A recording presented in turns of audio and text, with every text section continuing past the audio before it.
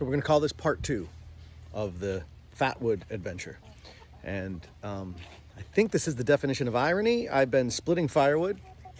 You see it behind me, the chickens approve. I've been splitting the crap out of the firewood. I've been playing with knives and scraping things and cutting things and playing with saws. And I cut my finger today slicing bread. I cut that finger right there. Slicing bread with our new bread knife, which is really, really sharp. And your fingers are supposed to be behind it, not in front of it. Okay, we're gonna process, I'm processing a little bit here. So this is me scraping off what I think is fatwood right there. And I'm scraping it with my knife into shavings. And I'm gonna see if that lights. And we're gonna try and light the rocket stove with this. So let's see what happens.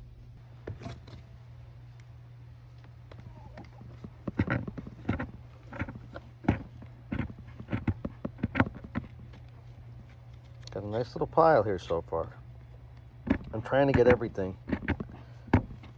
And again, let me emphasize, I am not a professional, nor do I know what I'm doing. So you know what? You can try this at home, kids. So I'm gonna keep doing this, and we're gonna scrape this down till I see all of this resin is gone. And I'm gonna make a little pile here. So there's still a bit to go here, and I'm gonna just keep scraping away at it here, whittling away until I feel I've gotten pretty much all of the fatwood out of this piece. And then we're going to see how this catches. Okay, so that's how much we have so far. Can you see that? It's not bad. I'm just going to process this whole thing until I know it's all gone. And we have like that much more to go. I don't know if you can see that. But you can see it's still peeling off like it's resin, so I'm going to keep going.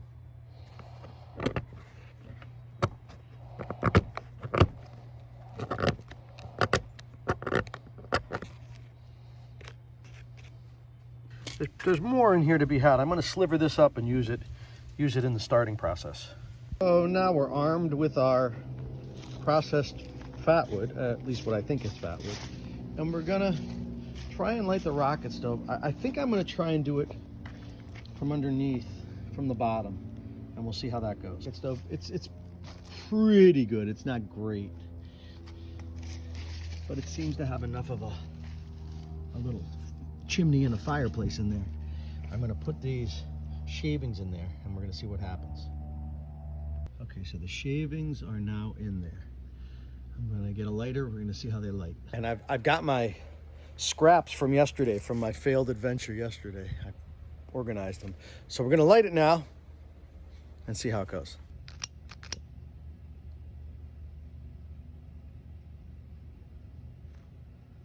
Okay, we have fire. I'm gonna see if I can feed it, keep it going, or put it out by accident. Let me just let that burn a little bit. See if we can get it, convince it to burn a little more forcefully. Let's see what happens. Well, it seems to be burning okay. Hard to tell. Okay, I'm gonna see if I can feed it a little bit. So our efforts to build from under...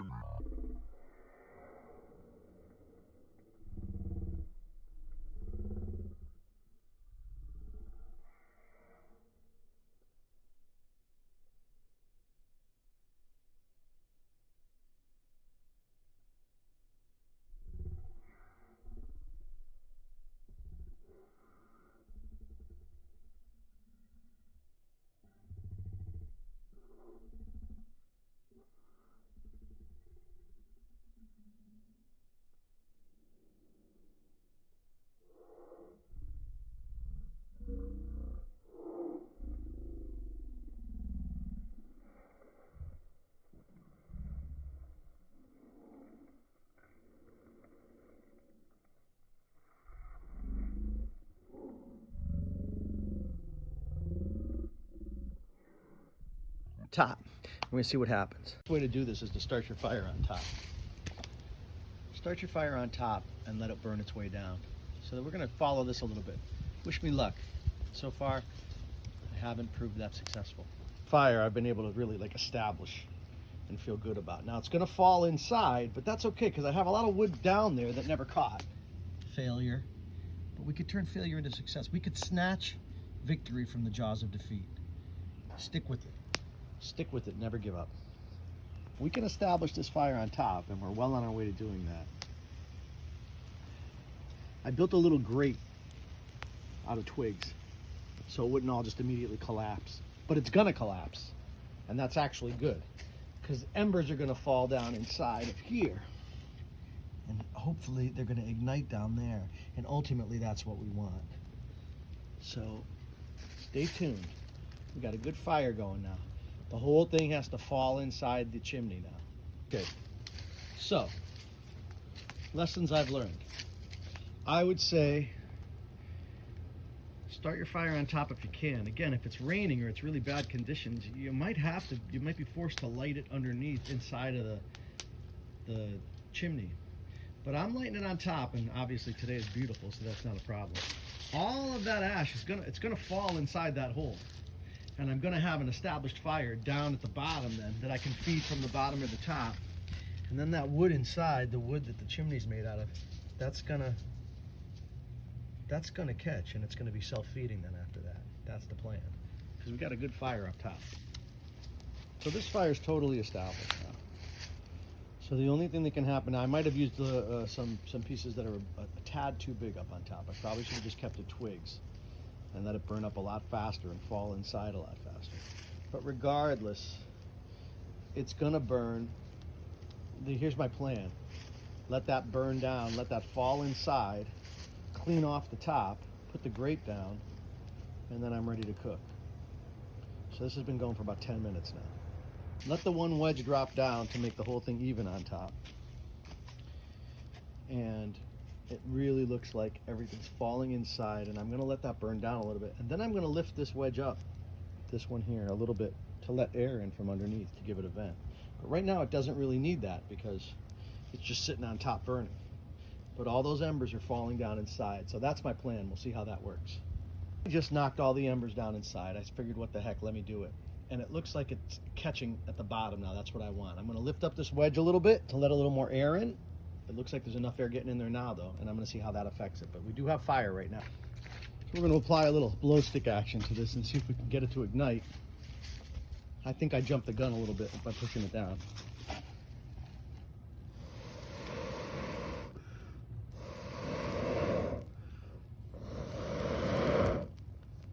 The blow stick will get the job done. Let's see how that holds up. I'm letting more air in there than I thought I needed to, but I really can't tell, so I kind of have to play with it a little bit and see what happens. Thanks, Johnny Mac. I mean, honestly, without the blow stick, nothing's happening. It's all about the blow stick. Here's the blow stick. Really amazing how it just stokes it up. So you got that fire going there, not bad.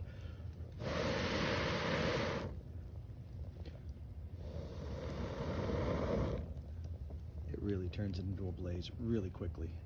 I'm gonna hang in there for a few minutes and see if we can just get this established. So the selling point of the rocket stove slash sort of Swedish torch is that you really don't need a ton of fuel to get it going. If you can split that stump and you can feed it with some twigs and some really small, just extremely small branches and twigs, this is what you get, and it doesn't take much. So what I learned is I'm gonna start my fire from the top anymore. I'm gonna let it burn for a while. It's not even really gonna affect the top. You want a flat surface up there for cooking, but you're gonna have that. And the other thing that's gonna happen is you can make this piece here your vent, so you can open and close this as much as you want and limit your airflow. But you're always gonna have some airflow because you have these cracks. So even if you close it up completely, if I drop that wedge down all the way, I'm still gonna have a pretty good fire in there because air is getting in from underneath and from the sides. It's just gonna burn a little, it's gonna burn a little bit lower because I'm gonna be leaving it less air. But I think we're established. I don't even know how much more I have to feed this.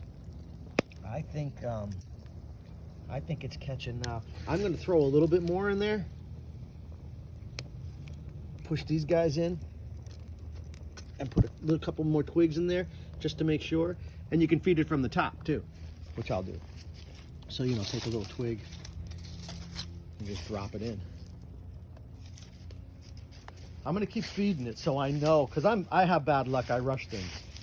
You have to really be patient with fire and let it get established and don't keep messing with it. That's my problem. So this one's going really nicely now. I'm just gonna feed it a little more, but I'm not gonna mess with it. I'm gonna give it another half an hour like this, and then I'm ready to cook on it.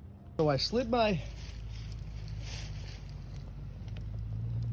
opening down to that little stump right there. I closed it up that much, and it went down to almost being out. Then I popped it back open again another 2 inches maybe, and it immediately like torched right back up again. So that's how much air it wants now to burn hot. So I'm gonna leave it alone for a little bit and let it really burn like a torch. And then I'll drop that piece down to a lower level and let it burn at a lower temperature. But you're good to cook on this now. So just take another log or a rock or something, pop it on that other side, and you can balance your pot right on top of it.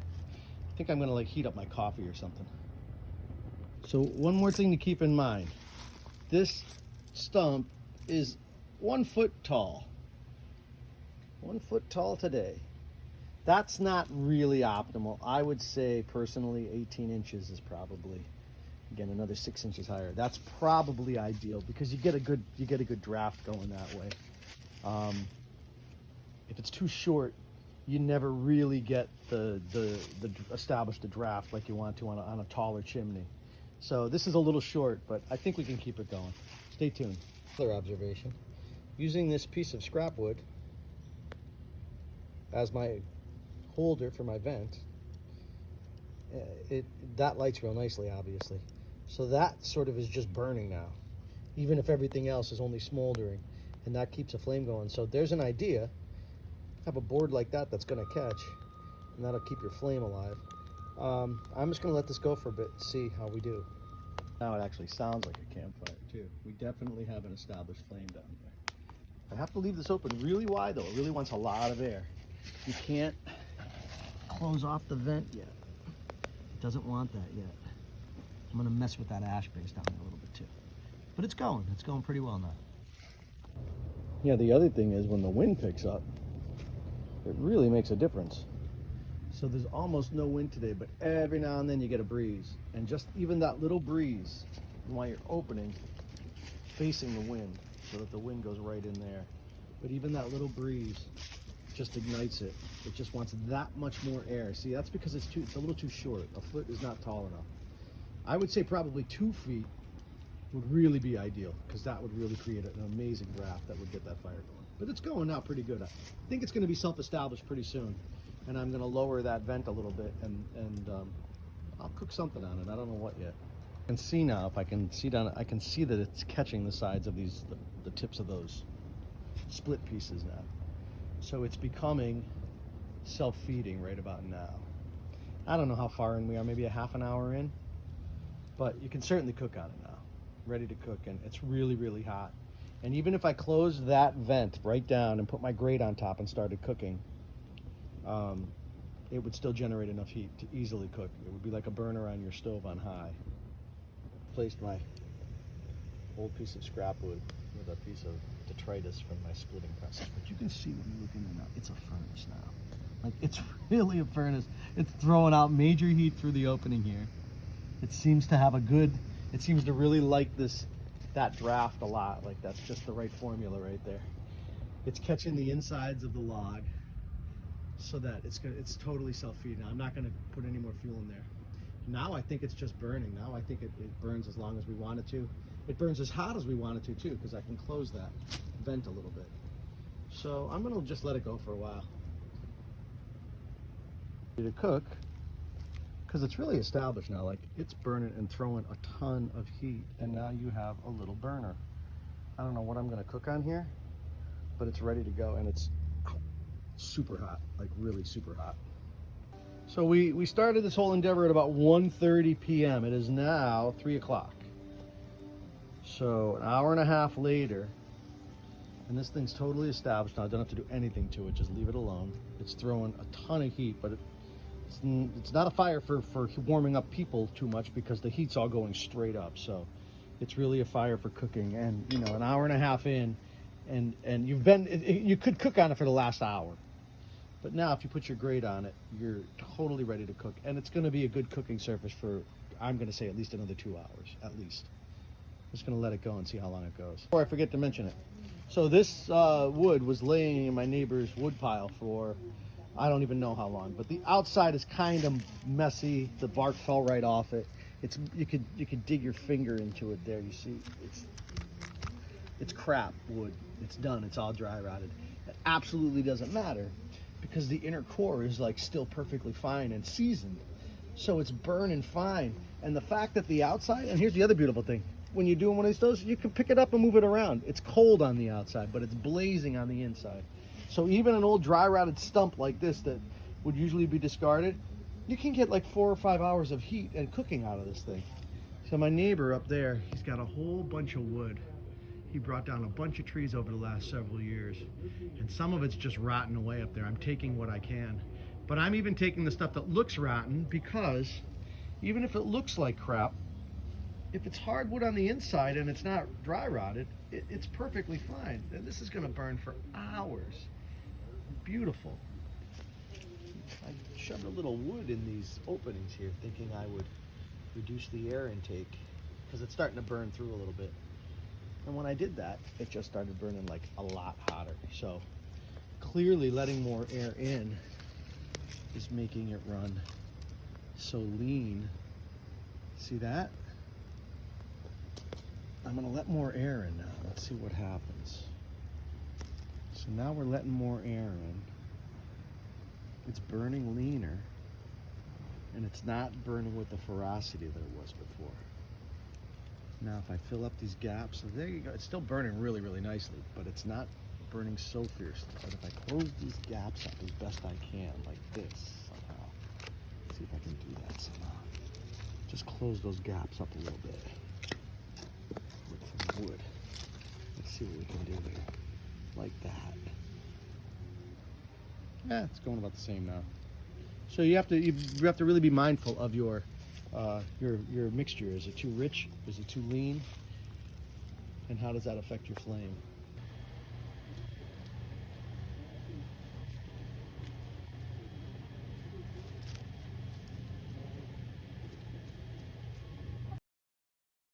Now I'm just playing.